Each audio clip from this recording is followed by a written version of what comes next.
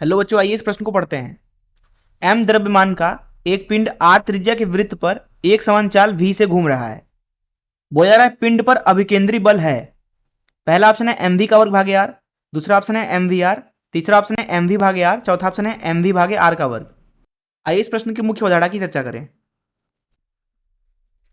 मुख्य अवधारणा, मान लीजिए एक कण है जो एक वृत्तीय पथ पे घूम रहा है किसी केंद्र के परितः।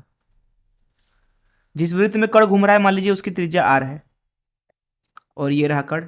तो इस कण को दरअसल केंद्र की तरफ हर एक बिंदु पे बल चाहिए जिसकी वजह से ये घूम सके वृत्त में। मान लीजिए अभी ये एक समान चाल से घूम रहा है वृत्त के परितः, मान लीजिए v चाल से, और कण का द्रव्यमान मान लीजिए m है, और हर एक बिंदु पे मान लीजिए जो बल लग रहा है उसका परिमाण f है।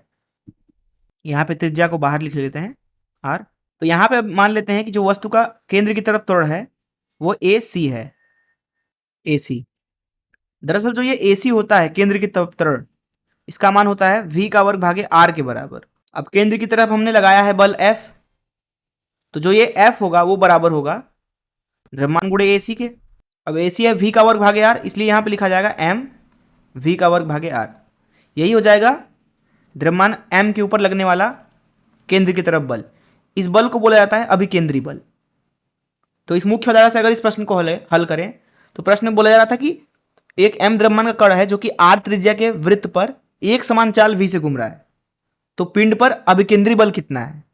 तो जैसा कि अभी हमने मुख्य अवधारणा में देखा, जो अभिकेंद्री बल है एक ऐसे कण पर जो कि एक समान चाल से घूम रहा है वृत्त के परितः, mv का वर्ग भागे r, अर्थात इस प्रश्न का जो उत्तर होगा वो ए हो जाएगा। मैं आशा करता हूं कि आपको इस प्रश्न का हल जरूर समझ में आया होगा। धन्यवाद।